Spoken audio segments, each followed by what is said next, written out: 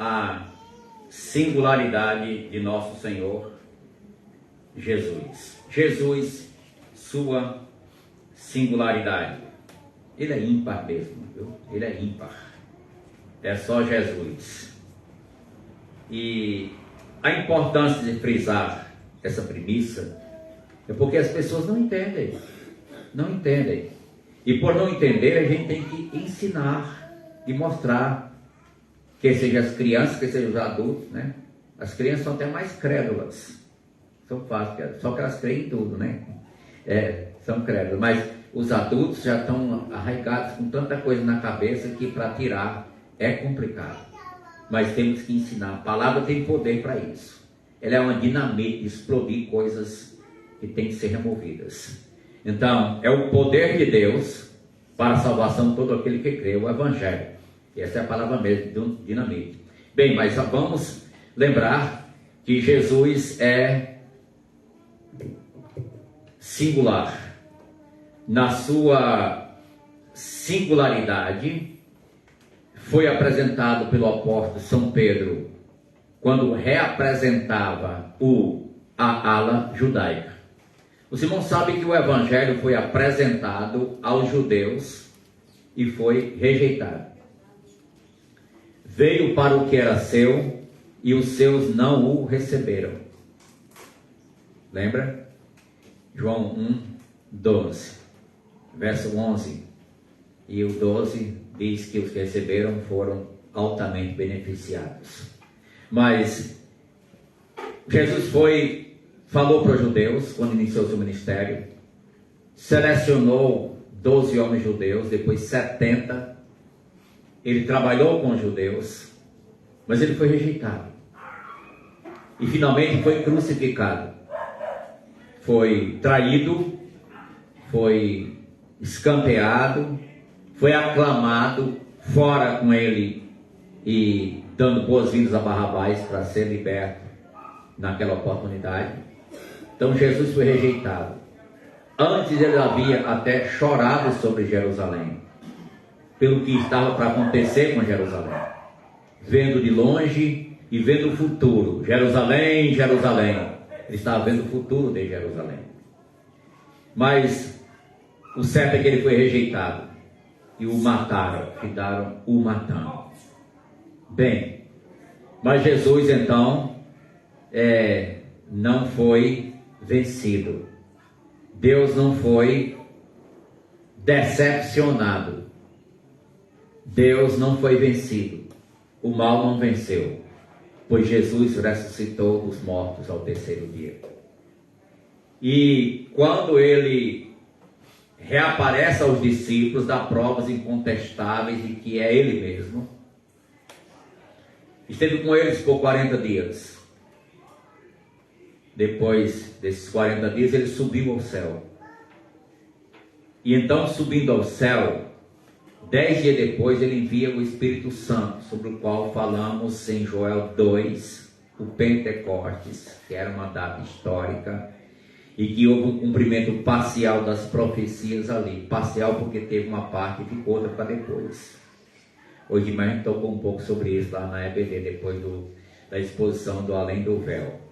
Mas aqui, quando Jesus aparece por último aos discípulos e sobe ao céu, ele então dá uma comissão deles serem testemunhas suas em Jerusalém, Judéia e Samaria, aos confins da terra. Então a igreja nasceu puramente judaica, quando muito helenistas pelo meio, mas eram prosélitos do judaísmo.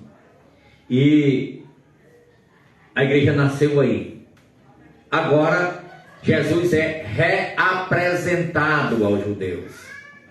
E ao ser reapresentado, Pedro aqui no capítulo 4, no capítulo 2 estava pregando falando sobre o cumprimento das profecias, e que eles haviam matado o autor da vida, eles haviam crucificado, eles tinham que sentir que eram culpados de terem matado Jesus. Bem, os judeus foi quem condenaram Jesus à morte, entregaram aos romanos, os romanos julgaram, e Pilato teve aquele momento que lavou as mãos, mas os romanos foram quem executaram a morte de Jesus. E o julgamento estava escrito a sua acusação, Rei dos Judeus, Jesus Nazareno, Rei dos Judeus. Então, tanto judeus como romanos condenaram Jesus à morte. E ele está sendo agora reapresentado. E no capítulo 4, Pedro prega agora, não é mais aquele homem medroso, nem precipitado, mas um homem corajoso, ousado. E ele fica em pé e encara as autoridades, que importa a obedecer a Deus do que aos homens. E no verso 11 do capítulo 4, ele disse, Atos 4, 11, que é o livro da história, Atos, né? Atos é o livro da história da igreja, é o livro de transição, e conta os relatos precisos do que aconteceu. E aqui no capítulo 4, verso número 11, Pedro disse, este Jesus, este ao qual me refiro, é pedra rejeitada por vós os construtores, a qual se tornou a pedra angular. Jesus foi crucificado no Gólgota, lugar da caveira, no lugar de pedreiras. E eles tiravam pedras para as construções. E de tanto tirar, as pedras boas foram embora. Ficou pedras rejeitadas ali. Mas Jesus veio agora, Pedro fala agora do Cristo que foi crucificado entre aquela situação, naquele lugar da caveira, e ele disse, olha, esse Jesus é pedra também rejeitada por vocês que são construtores, são as autoridades judaicas, os construtores, mas essa pedra aqui é angular e vocês nem viam, nem sabiam. Essa é a pedra angular. E sabe o que? O verso 12, e não há salvação em nenhum outro. Olha a singularidade de Jesus como Salvador, é o único, e não há salvação em nenhum outro, porque abaixo do céu não existe nenhum outro nome abaixo do céu dado entre os homens pelo qual importa que sejamos salvos. Então, na área da salvação, abaixo do céu só tem um nome, e esse nome qual é? Jesus. Eu acredito, e você também acredita, que Santa Cruz está abaixo do céu, ou não? No mundo inteiro, e aqui em Santa Cruz, não pode ter outro nome para a salvação do pecador, senão o nome de Jesus. Nós pregamos a Cristo, não pode ter outro nome. Temos que bater de frente com qualquer outro nome, dizer, olha, a Bíblia não mostra assim, a Bíblia mostra que Jesus é o Salvador. Ele é singular, é ímpar, não pode ter competição com ele, é único. Então, pelo qual importa que sejamos salvos. Então, é Jesus e pronto. Jesus é singular como Salvador. Jesus também ele é singular como mediador. Singular como mediador. O texto você já conhece, mas Timóteo, mas eu quero ler Hebreus 7. Hebreus 7. Depois a gente pode até passar em 1 Timóteo também. Hebreus 7. E o verso 25. Isso eu decorei nos anos 70, esse versículo, né? Hebreus 7, 25.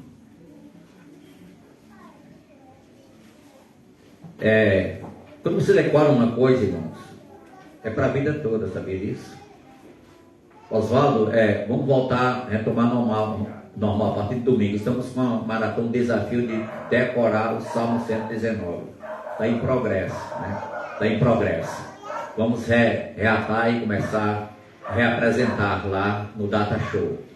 Mandei fazer os slides, né? Os slides. E eu estou muito feliz em fazer isso, meus irmãos. E queria encorajar outros a fazer, porque isso é para a vida toda. Eu já estou com os 2 primeiros acrósticos decorados coisa que nunca mais será esquecida, nunca mais para a vida toda. Olha aí que maravilha. Eu estou dizendo isso com evidência, porque esse versículo 5 aqui, eu aprendi em 78, né, quando me converti. Por isso também pode salvar totalmente, em outra versão, perfeitamente, os que por ele se chegam a Deus, vivendo sempre para interceder por eles. Leia agora. Por isso também pode salvar totalmente os que por ele se chegam a Deus, vivendo sempre para interceder por eles. Está igual, né? Então, vivendo sempre para interceder por eles. Então, Jesus é singular na mediação, porque não tem validade, prazo de validade, é apenas um período de tempo. Mas qual o tempo aqui? Jesus intercede pelos que salva. Qual o tempo? Sempre. Não, o tempo não esgota. Ele sempre está intercedendo. É o único mediador. Então ele é singular, não só como Salvador, mas também como mediador. E nisso o apóstolo Paulo disse em 1 Timóteo 2,5, o texto básico bem conhecido, né? 1 Timóteo 2,5, porquanto há um só Deus e um só mediador entre Deus e os homens, como é Cristo Jesus. Amém. Essa versão eu achei interessante, que ela coloca primeiro Cristo, depois Jesus. Vai ter algum lugar que você vai encontrar Jesus Cristo. Aqui é Cristo Jesus. Cristo Jesus.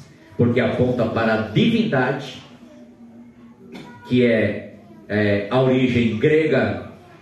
A gente viu hoje de manhã que Messias é hebraico, Cristo é no grego, que significam então exatamente o Cristo. Então, o ungido, tanto Cristo como Messias. Cristo Jesus, homem. De forma que aquela pergunta, irmão Maciel, hoje, 2023, Jesus está lá no céu, às 20 horas e 45 minutos. Ele é homem hoje ainda? Está aqui escrito. Há, assim como há um só Deus, há é permanente aí, e há também esse mediador. Para isso também é a mesma palavra. Um só Deus e um só mediador. Cristo Jesus, homem. Hoje lá no céu tem um homem de carne e osso, glorificado, Deus glorificado, como Deus recebeu a glória que ele tinha antes de existir o mundo, recebeu, e ele está lá, e é um judeu, filho de José e Maria, da descendência de Davi, filho de Abraão, da descendência de Abraão. Olha que maravilha. Então, a singularidade de Jesus como Salvador, mas também como mediador. E João Vitor leu João 14, o verso 6, que aponta para essa singularidade. Quando ele disse o quê? Eu sou, está apontando para a divindade dele, eu sou, está apontando para a divindade de Jesus. Isso se aplica ao eu sou de Êxodo, que é o Deus eterno, o Javé, o Jeová. Eu sou o caminho e a verdade e a vida. Como interventor diz, ninguém vem ao Pai senão por mim. Não diz por mais alguém, só por ele. A singularidade, só por Jesus. Só por Jesus, é que nós somos salvos. Só por Jesus, é que nós somos somos salvos. Exatamente. Então, a singularidade de Jesus como mediador. Amém? Mas a singularidade de Jesus Cristo também como resgatador. Como resgatador, a gente leu em 1 Pedro, e Pedro foi, tanto em Atos, enfático, como também agora na sua missiva, primeira carta, em dizer que não foi mediante coisas corruptíveis, como ele citou alguns elementos: prata e ouro, coisas boas, não é? Coisas boas. Eu comprei um relógio essa semana, só para mostrar o relógio. Eu deixei de usar o relógio há muito tempo. E celular não precisa de relógio, mas não era por isso. Eu gosto de relógio, mas por causa da alergia à pulseira. Aí, essas pulseiras dá, sim. Agora, se fosse prata mesmo, não dava não. Se for também dá não. Quem mandar com ouro, né? É até perigoso, né? Mas na realidade, eu preciso da camisa, tá vendo? Aí dá beleza, né? Dá beleza. Mas o que acontece, que não foi mediante prata ou ouro, que são coisas boas, nem a alergia dá, mas que vocês foram resgatados. De quê? Procedimento. Aí alguém se gloria que você é crente, é inferior. Eu não. É fútil o seu procedimento. O procedimento anterior do crente é fútil. Era fútil. Confiava em coisas fúteis, que são contra a palavra de Deus, que não correspondem à realidade. Na hora da necessidade, vai deixar no prego, vai envergonhar, deixar a pessoa confundida. Por isso a Bíblia declara que quem tem Cristo não será de modo nenhum envergonhado, não será confundido, porque não foi com prata nem ouro, mas mediante o sangue do Cordeiro, sem mácula. Falou aqui de Cordeiro, aí a gente lembrou hoje de manhã, né? Lembrou hoje de manhã que existe aquele tipo, o símbolo. Existe profecia de cumprimento parcial, duplo cumprimento, né? A gente lembrou sobre o filho de o Isaías 7,14, não vou entrar em detalhe agora, mas Isaías 7,14, né? Lembrou o Pentecostes, lembrou, né, em outro domingo, lembrou o Pentecostes, lembrou a restauração do povo judeu, que se deu em parte, mas será na totalidade, não foi tudo ainda. E na vida do Espírito Santo aconteceu certos fenômenos, mas a lua não se converteu em sangue antes daquele dia. Vai ser antes do dia do Senhor, né? Então vai acontecer isso. O sol se converterá em treva e a lua em sangue, antes que venha o grande terrível dia do Senhor, que está previsto em Joel, falando sobre o Pentecostes. Mas não se cumpriu tudo no Pentecostes, só parcialmente. E aqui lembrando que Jesus foi representado como um cordeiro. Agora lembre que era um cordeiro normal, um cordeiro. Eu hoje não sei cordeiro, ó. Se era aquela bode, só bode, hein, bode. Hoje não é bode não. Isso não é bode não. Ele era um cordeiro mesmo, não era bode não. Bode é outra coisa. Chega a me chamar para bode mesmo, né? Bode mesmo, não misturo não. Eu quero bode mesmo. Bem, mas cordeiro é bom também. Cordeiro também é bom. Mas o cordeiro era um cordeiro mesmo. Era um cordeiro mesmo. Só que esse cordeiro representava quem? Jesus. Eis o Cordeiro de Deus que tira o pecado do mundo. Veio representar Jesus. Mas era um cordeiro. E veio representar Jesus. Então, o sacrifício. Então, Jesus é singular no sacrifício que paga o resgate. O sacrifício que paga o resgate. Lembra o congresso? Resgatados, né? Hoje fui para o rádio com uma camisa resgatada de parte. Resgatados foi. Agora é filmado na rádio, a gente tem que ter mais cuidado, pintei o cabelo, né? Assim, né, Moeda? Mudei lá. Então, por que, Moeda? Deixa quieto. Então, eu que o diga, né? Eu que o diga. Mas, né, Jair? Bem, a gente é assim mesmo, certo? Isso é normal, isso é normal. Mas ele tinha cabelo, viu? Tinha cabelo. Ele também tinha. Beleza. Mas a gente vê aqui que o resgate foi muito caro. custou o sangue do Cordeiro de Deus, Jesus, para que fôssemos resgatados. Então Jesus já pagou o preço, singular, como resgatador. Só ele pôde pagar. Lembra de Boaz? Só ele podia redimir,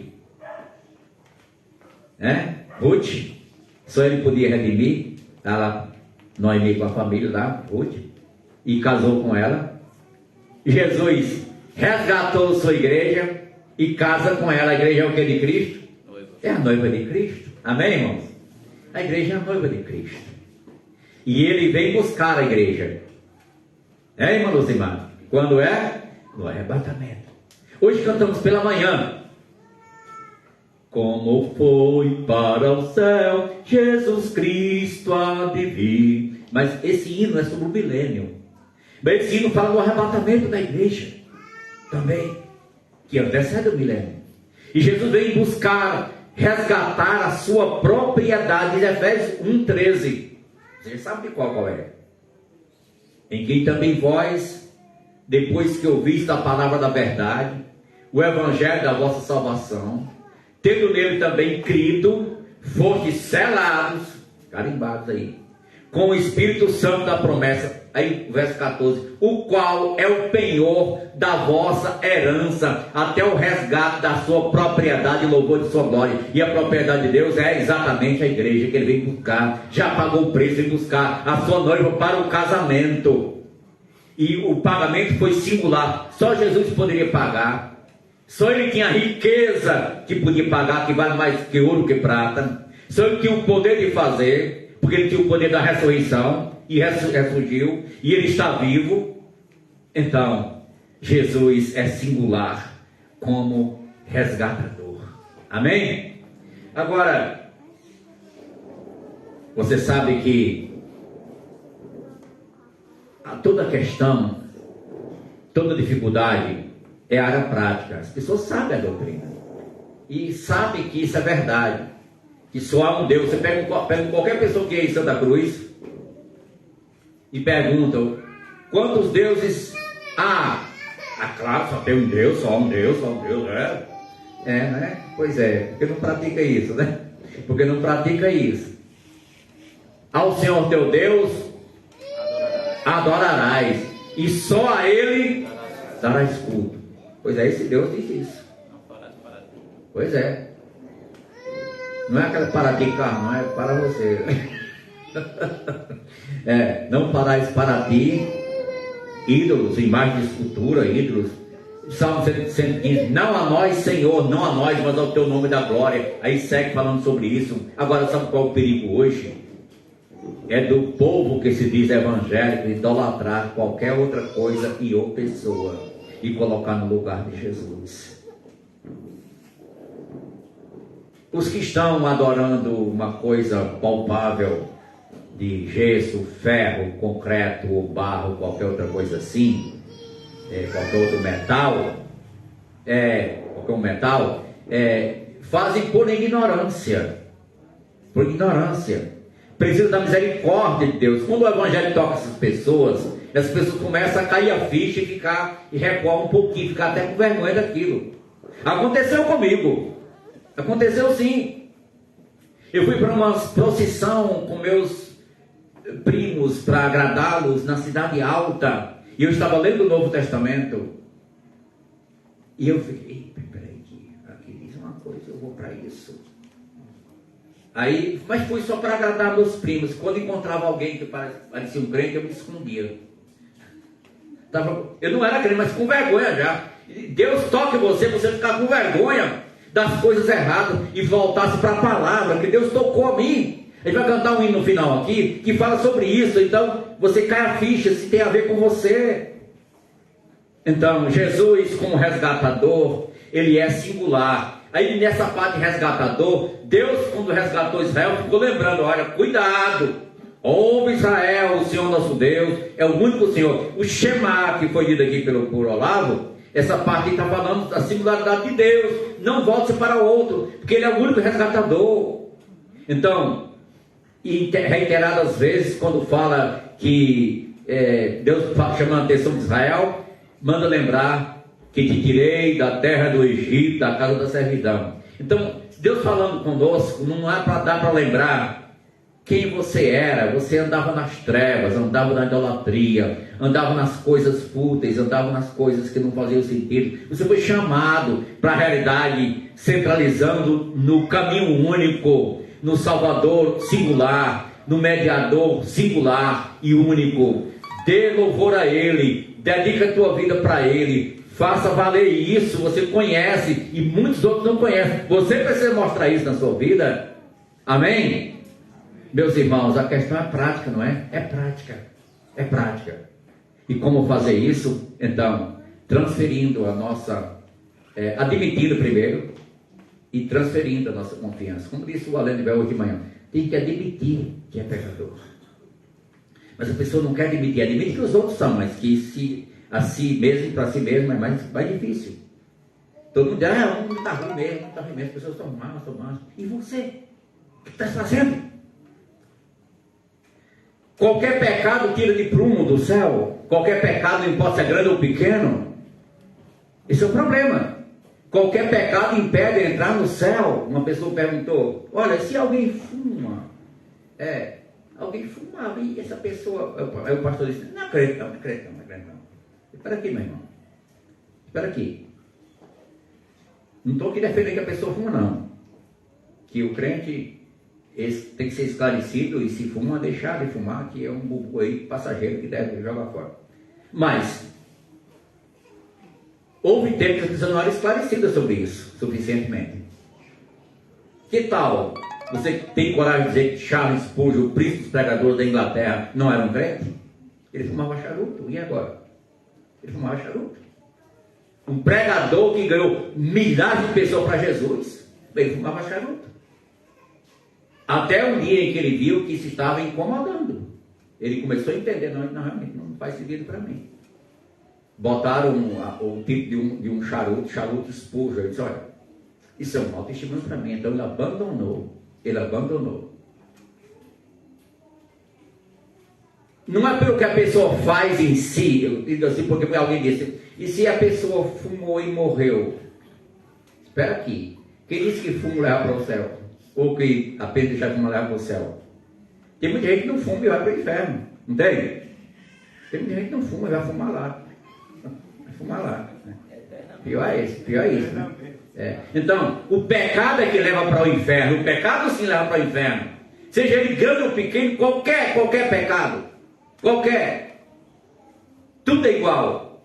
Como a gente viu hoje de manhã no Além do Véu, que ilustração linda aquela. Daquele elo, 10 elos. E o camarada pendurado lá. E o fogo. Tem que quebrar quantos para ele cair? Qual? Qualquer um deles.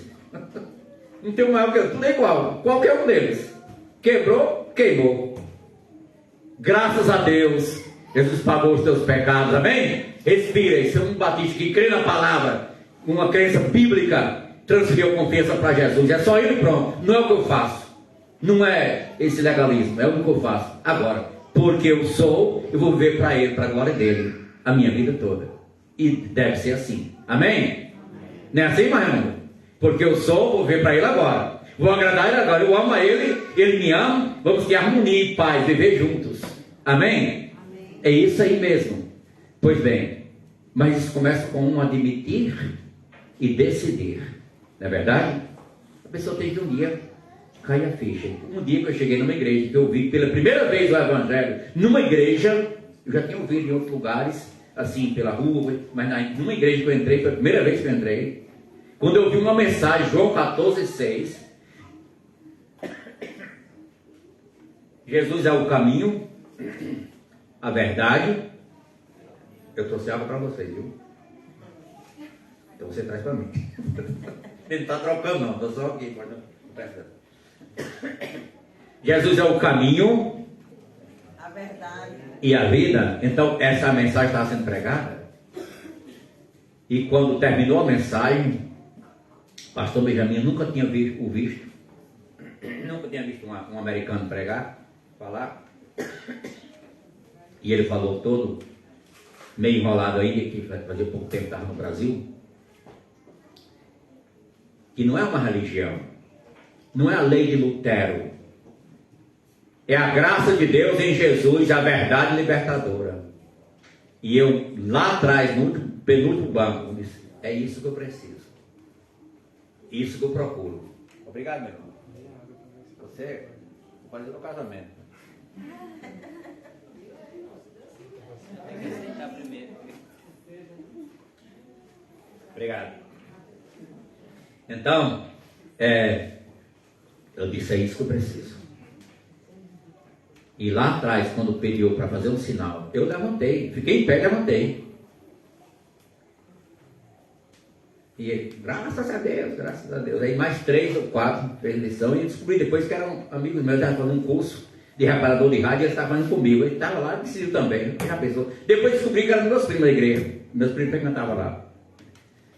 Bem, e quando eu levantei a minha mão, eu fiquei pronto. Se ele chamar, eu vou lá dizer por que eu estou levantando a mão. Por que eu estou levantando a mão? Eu quero me decidir pela verdade.